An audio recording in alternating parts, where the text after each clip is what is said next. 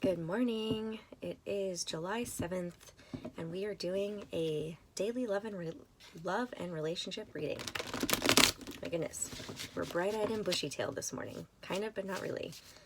Got up very early this morning, but there's this energy of possibility and motivation, creativity. There was a bit of heaviness with the full moon over the weekend.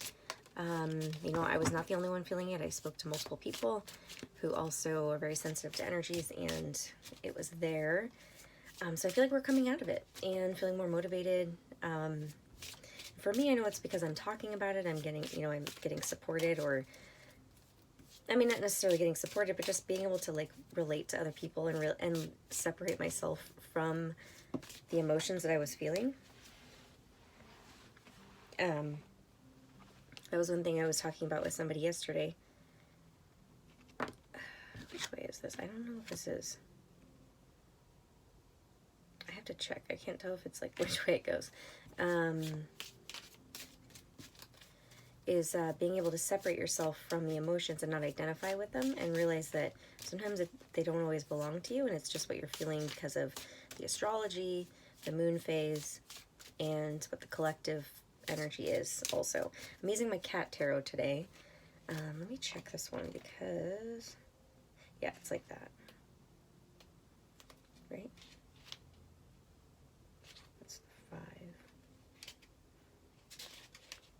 Yeah, I just want to make sure it was, I couldn't tell which way it went, but the triangle goes up, right? So you could essentially go either way. So that's the 9 of Swords. So the 9 of Swords is typically about stressful thoughts, sleepless nights, drama happening in your head, basically. Let's see what else. What I'm noticing with this card, though, because this is the cat tarot, so it's a little bit different. You know, every tarot adaptation has a little bit of a different energy, right? So you see how the cat is stretching out, and it doesn't have the same energy to me as the typical 9 of Swords. Oh, but I don't know if he's missing a claw, or maybe that's why. I don't know. That's funny because he's only got 9 claws out. But okay, what I'm getting though is digging your claws into something, right? So because it's swords, that's air, which represents our thoughts, more swords. It's loosening our grip. I feel okay, so we're loosening our grip. We have the Ace of Swords now, which is one, a single sword. And again, this card is about surrender also, to me. This card came up recently in one of the readings I did. This card is about surrendering, because you'll see he's kind of surrendering the things that are beneficial for you in the long run. So he's surrendering to this person, cutting his nails, clipping his nails, despite the fact that he probably doesn't want them to. And so together, the 9 and the 1 equals a 10. And the 10 of Swords is about a completion of a painful cycle. So I feel that's what it's representing, is removing our claws, whatever we're dug into when it comes to our thoughts, maybe the way we're thinking about something. And especially, the next card, the third card that came out is the 2 of Cups. So it has to do with love. And again, that could be love with a person, man or woman. It could be love with yourself, or it could be a partnership, or career, a business partnership, career that you're passionate about, that you love. But we're just going to talk it's a love relationship. That's generally what I feel that's most of the time what people have questions about anyway. So we'll go with that, because that is typically what this card represents, the 2 of Cups. Being in harmony with another, going on a date. You'll see they're drinking from the same bowl, and they have their tails intertwined, and they're so cute. So loosening our grip on whatever has had a hold on our mind. Receiving clarity, because this is also about clarity, the Ace of Swords in the traditional tarot. But then it's about surrendering to our truth, surrendering to, like I said, this card to me is about surrendering to what is, I love it. Sorry, my mind goes so many different directions. Let me finish that thought. Surrendering to what is beneficial for us in the long run, but it's specifically because it's swords when it comes to our thoughts. And you'll see that once we can free up that's when the Two of Cups, the person offering our cup or wanting to share a cup with us, comes in or is available to us. Or maybe that's when we're able to see it because we're not stuck in our head thinking all these negative thoughts about stuff. Then we have the Moon. The Moon is Pisces energy. Also Cancer if you're thinking about which, so Pisces in the tarot represents the Moon, but in astrology, Cancer is ruled by the Moon. So, and we're in Cancer season right now, but that's our feminine side. You know, to me, cats are feminine and dogs are like the masculine. If we're looking at, you know, what am I trying to say? Associations with masculine, feminine, male, female. Cats are more like the female, the feminine. Dogs are more like the male, the masculine. So the first thing that I saw or heard when I pulled this card was having the upper hand. Because you see that the cat is on the fence and there's two dogs below. And also the lobster. Because all three of those things could be a threat to that cat, right? Possibly. Depending on how fast they are.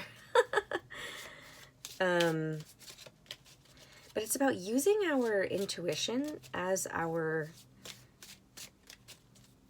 because the Moon is about intuition, our shadow, our subconscious energy, but so it's like using that to our advantage, using that as our strength, using that as our wise self, because I think that it is. Our intuition is our wise self, right? It's our inner voice. So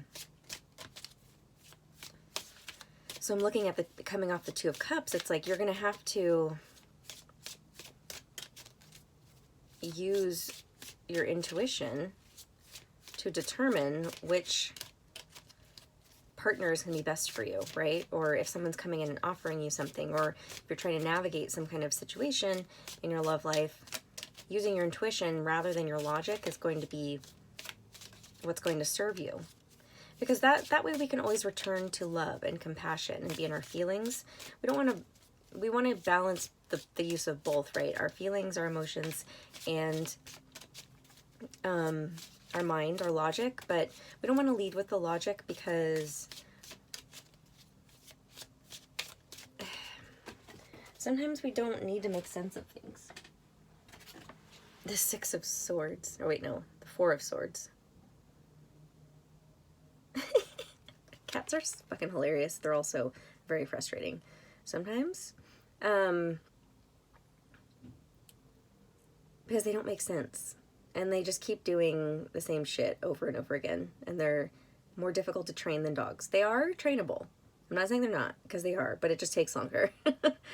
So that's the Four of Swords, and that's about, and again, more swords, but this one is about rest and recuperation. Again, it's like I'm feeling surrender, because you'll see how like the cat is on its back.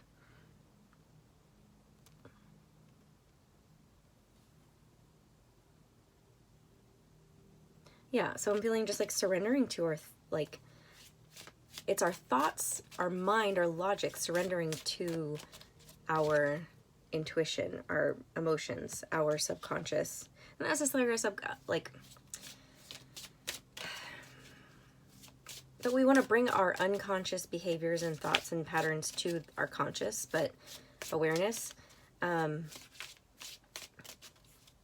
I feel like it's just like what is hidden, which is means like what's happening underneath the surface. So that's like our emotions. We can't really, sometimes we can't, it's difficult to put into words or to explain how we feel, to explain a feeling. And sometimes it can be difficult to, yeah, just express that, which is the physical act of expressing what's in our mind, right, is the communication part. So I think, and fours represent stability.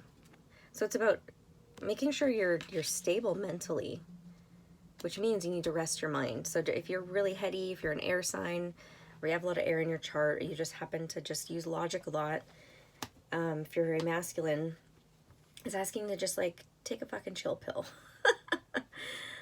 Like, allow yourself to be guided through your intuition. Like, ask questions and sit and hear the answer and feel into the answer. Don't just take, and don't try to explain things away either through your mind.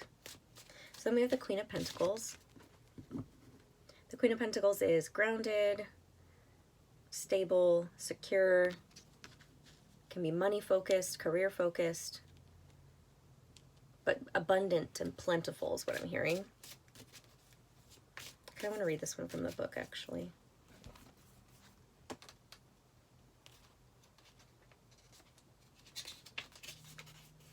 The Queen of Pentacles portends great tidings ahead, but as always, it takes both diligence and intelligence. The Queen of Pentacles is nurturing, supportive, strong, loving, creative, and successful, thanks to her pause-on approach to the tasks in front of her. She's incredibly astute and willing to keep at it until the treat is out of the maze. If she sounds ideal, that's because she is. These are the standards to aim for. So I'd say what I'm feeling is, so we're talking a lot about emotions and logic, which is like, emotions would be cups, water. Logic is, so heart and head basically is what we're talking about here. Logic, head would be swords and air. We already have both of those things out, and I feel like the Queen of Pentacles represents the balance between the two and actually embodying them in the physical world. So how do you use those two aspects of ourselves that are meant to work together and not fight against each other to create, to be what you want to be in the actual physical world? Because pentacles represent earth energy, which is anything in the 3D, tangible, and again, it's more about money, career, and things like that, but it can also just be about embodying something in the physical world. Another 4, and we have the 4 of Pentacles. So the 4 of Pentacles, the traditional tarot meaning is holding on to things too tightly. It can be about hoarding or, just clutching something. Also, like being guarded or closed off. I kind of want to read this one. Like, these have different meanings sometimes. Wait. Hold on. Okay, that which you seek is coming into your possession. Things are looking stable and secure. Your treats are here and all feels right with the world. Just remember to keep a paw firmly on what's yours. You earned it after all. So that's a pretty positive message. It's kind of like saying, and again, 4s are about stability. So it's like reminding yourself you have everything that you need. Everything's going well. Just, even if, or things are looking up, or, it's asking you to hold on to, I think it's more so like, not necessarily, it could be money and tangible things, but it's more so like holding on to that embodiment. Like, learn how to stabilize the embodiment once you feel that you've gotten there, right? So that probably is like all of the self-care habits and all the tools you use to take care of yourself. All the support you get, like making sure that you are continuing with that. Let's get like 2 more and then we're going to be done with this. A lot of different decks out right now. I'm not sure which ones I'm going to use. Oh, the sun. So we have the sun and the moon. So the sun is a masculine energy. It is, look how fat he is. This reminds me of my cat. He's getting so fat. But it's masculine, it's illumination, it's happiness and joy. You see how, like, freaking he's fat and happy. Look how happy he is. Just basically it's asking for us to enjoy what we've created up to this point and to sit and just bask in the sun. Oh, when I said bask, it reminded me of Carol Baskin, and I hate that. I don't want to be trending. Oh. Okay, so then we have the World, and the Hermit kind of popped out too. We'll see about this one over off to the side, but the World, we have wonderful cards here. Again, they're in very similar positions. They're just kind of lying back and enjoying, ow, God, I hit my elbow, what you've created in your life and focusing on your happiness. The World can also represent travel, but it's about also completion of cycles. So I feel like it's, we need to, when we create shifts in our life, we have to integrate and create that stability before we can actually, I guess, like see a physical manifestation come in, or like what we actually want. Like we have to be able to stabilize the energy for a little bit. Otherwise we'll be kind of like Bambi learning how to walk. So like say you've been working on yourself to call in a relationship. You are going to need, and you put in the work, you know, you're doing really well. It's not going to happen immediately after. It's like you have to have that like integration period where you're stabilizing that energy in your life through consistent habit. And you know, because when we're creating new things in our life, we go through a back and forth kind of like, we'll regress a little bit just to realize, okay, shit, I did that again, and kind of pick it back up. You know, it's like a pendulum. We have to, like, in order for it to swing upwards one way that we would like it to, it's got to swing back for, you know, eventually to get to the, you know what I'm trying to say. Hopefully. I feel like that is the message, is like we're learning how to stabilize it. So how do we do that is like, you know, enjoying our time, basking in the sunshine, in our happiness, in our joy, what makes us happy, but also recognizing and being grateful for the things that we do have and that we've created that, right? And then allowing for the cycles in our life that to become complete, and that's the integration process. It could also be, you know, it also represents being out in nature, being connected to the world, feeling connected to all that is. Traveling, like I said, so maybe going on a short trip, like I'm going on a weekend trip this weekend. You know, I know about traveling and whatnot, but you know, it's like you can do it safely if you feel like, you know, you're okay. You know, it's, I'd say more so about like, it's with yourself. So it's like you're not going on a trip with like a bunch of people, but a partner, a friend, someone you already see. I'm not going to shame anybody for going and doing things. I just, so anyways, but it could also represent that. So then we have the Hermit, and the Hermit is about going inward, like seeking, like deliberately seeking isolation. Well, not isolation, solitude. And it's really just to get more perspective on what's happening, and it's about finding the answers within. You see how he looks a little bit scared? You see the eye of Horus is on the bag. Now it's like the third eye. Isn't that a part of our brain? I can't remember that actually our brain looks like that. Part of our brain looks like that. I can't remember which part. But that's tapping into your third eye. And that governs our intuition.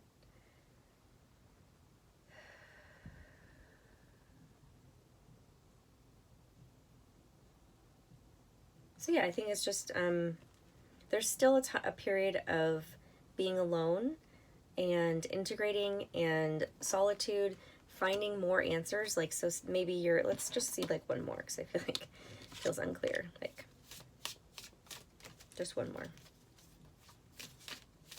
About the Hermit. What's the Hermit seeking while waiting for this stability?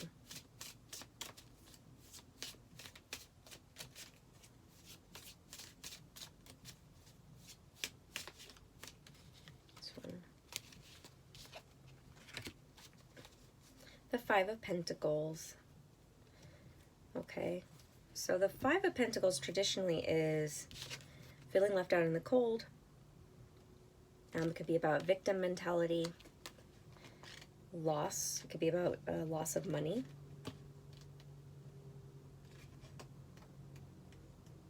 But let's see what this one says. Circumstances have changed and financial comfort seems a thing of the past. What's to be done?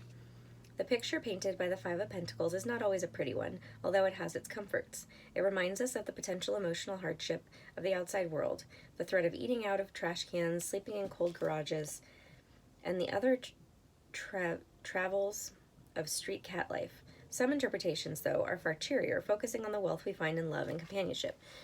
I feel like that's what we're going inward to address is, let's see, I always like get something and it like leaves my head. yeah, like what's comfortable, like, and how we may be are we creating fears in our mind that aren't actually there, or maybe we aren't having the best financial, situation at the moment. Can we still find joy and peace and happiness despite that, knowing that all of our needs are still taken care of? Maybe you don't have everything that you wanted, that like you don't have as much as you'd like. Doesn't mean you're not able to pay your bills, buy food, or that you have support, or that you have resources too. I feel like the thing about this, like feeling like a victim, it's always a choice too. And maybe it's just the way we're responding to change. And also, like, when we're changing our life, sometimes things get shaken up, or our resources seem limited, but it's just because we haven't fully integrated and open to the new possibilities yet. So I'm just gonna get one more, actually. But I think it's pointing to, yeah, finding that. I think the last sentence said it, which was finding abundance in our love and relationships rather than in money, right? And realizing it doesn't mean anything about us if we don't have this amount of money, oh shit, or as much as this person or whatever, not comparing ourselves. And we saw that comparing came up in yesterday's reading too. If you haven't watched that one, go ahead and watch that. So we have the Ace of Wands and the Knight of Wands, and so wands are fire, and that's creativity, passion, action, movement forward. So we have the Ace of Wands, which is like a new idea, a brand new beginning, a spark of creativity, spark of inspiration. And then we have the Knight of Wands, which is an action card, which is, he's a very quick moving knight, even though you look at this one, he's not moving. I'm actually going to read that one from the book.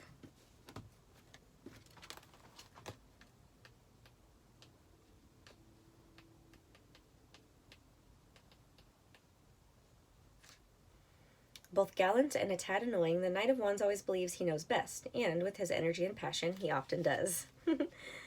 You're being controlled by your impulsive nature. Those colorful ribbons in your line of vision are pretty hard to resist. There's nothing wrong with spontaneity, except when it affects your ability to follow through. Don't get bored halfway through the game and walk away.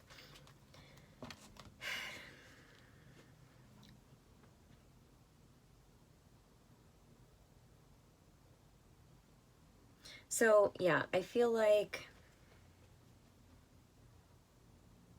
if you're feeling like this, if this energy comes up of feeling like,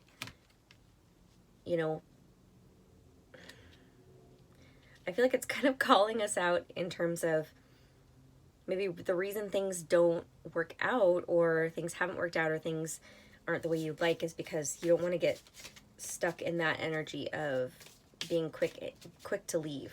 That is the Knight of Wands is about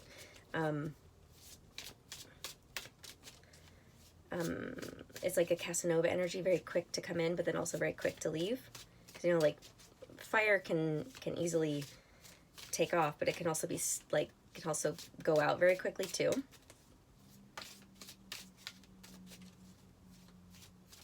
I feel like it's asking you to, yeah, this is more the energy you would like to embody, which is the Knight of Pentacles is the slowest moving action card in the deck.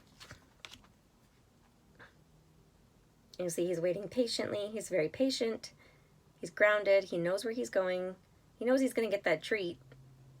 So he doesn't have to worry and move very quickly, right? So I feel like that's some advice. So let's just read that, and then I'm going to be done with this deck. The Knight represents the ideal mastery of attaining rewards and possessions. You can see the bowl of cereal. You know exactly what you want, but there's hard work ahead to make it yours. Plan, set realistic goals. Success is yours with patience and persistence. So yeah, that's the energy that is there for whatever it is you're working on, whether it's a relationship. It looks like money may be there. Again, love and money are closely related, so not surprised that they would be, like the messages are intertwined that way. I'm going to do a couple crystal cards.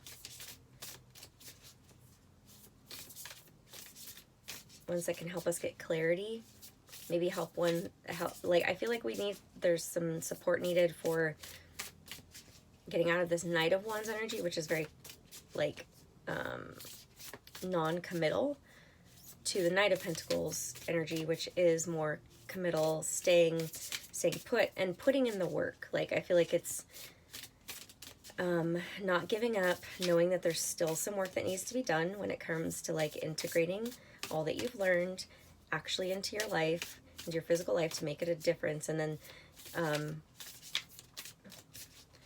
so that you can actually have whatever you're trying to call in, relationship, career, money, whatever. And I think the Hermit and the Five of Pentacles is asking you to look at past, what has worked out, what hasn't worked out, and maybe why, like looking at your patterns and being honest with yourself about where you are possibly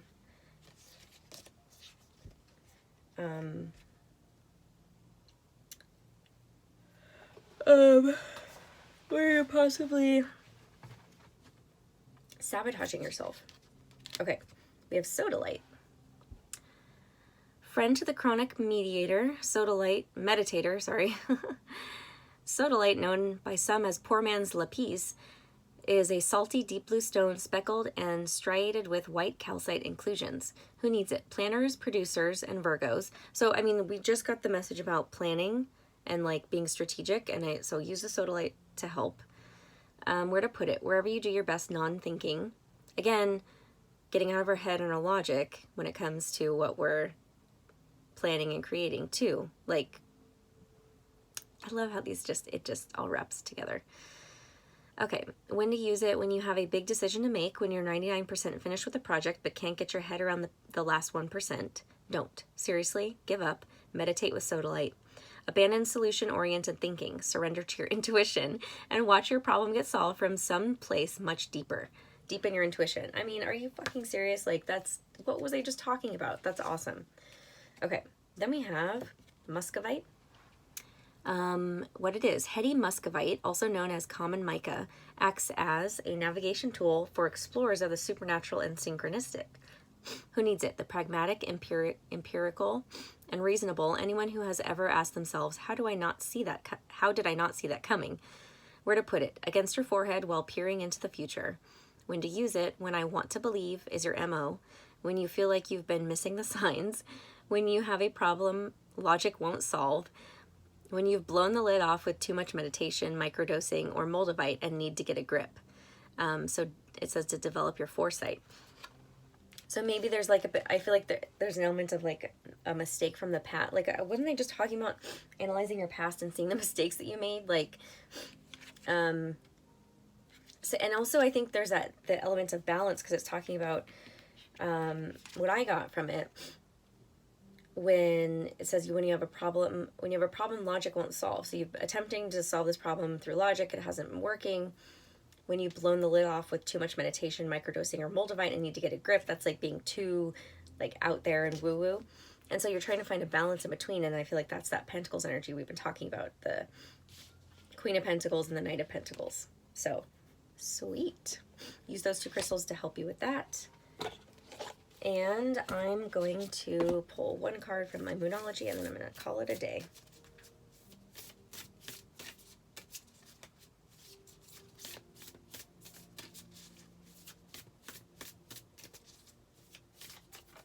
Oh, that's two. I don't know. I'm not sure.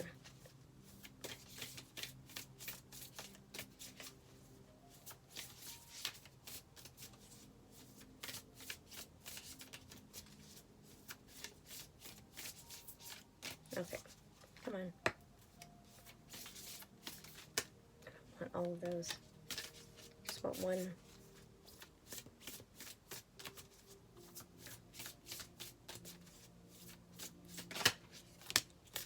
Gibbous Moon, you're very close to achieving your goal.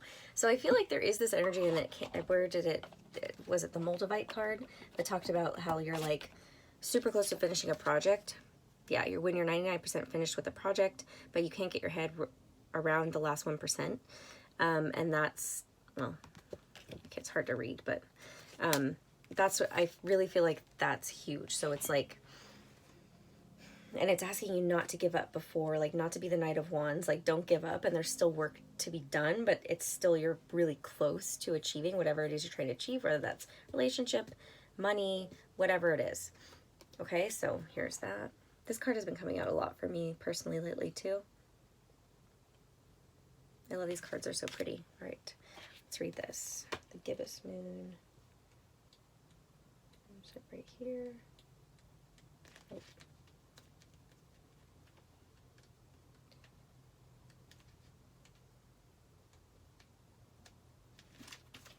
All right, the word gibbous means bulging. What a descriptive word, right? And pulling this card at any time of the month suggests that the situation you're asking about is bulging with possibility and coming to a peak. But this isn't an ending with a neat yes or no answer. Rather, you're being reminded that some adjustments may yet be required before you get what you want, though they're certainly on the right track, which is hopefully reassuring for you. However, there's also a sense that the situation is a bit tense, so don't push too hard. One false move and the whole thing could blow. That's not meant to scare you. It's just to let you know there's a fuse attached to the situation, so be careful if you choose to light it. All right, so stay focused. Getting back into good health habits. Keep the momentum going as you move towards your dreams. The gibbous moon comes at the very end of the lunar cycle, just before the full moon. So that did just happen. She looks like she's bulging because she's almost a full moon, so she's nearly fully rounded. It's the culmination of the waxing cycle, and as such, tends to be a rather intense period of the month. No matter when you pull this card, it suggests a very ripe time and a very ripe situation. So, only you will know what that's about. I'm going to pull just one more. These are my Teal Swan Frequency Tarot cards, just for a little bit of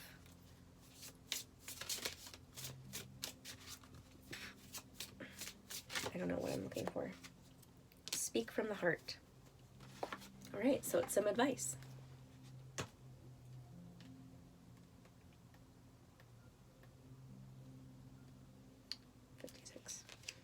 If you have drawn this card upright, oh, here, I'll show you. You need to communicate your personal truth to someone. Imagine your heart as a separate being that lives inside you. What does your heart feel like? Does your heart feel appreciated and loved? Or does it feel ignored and undervalued? Begin by asking your heart directly, what makes you happy? What do you need me to do differently? If you could have one wish, what would it be?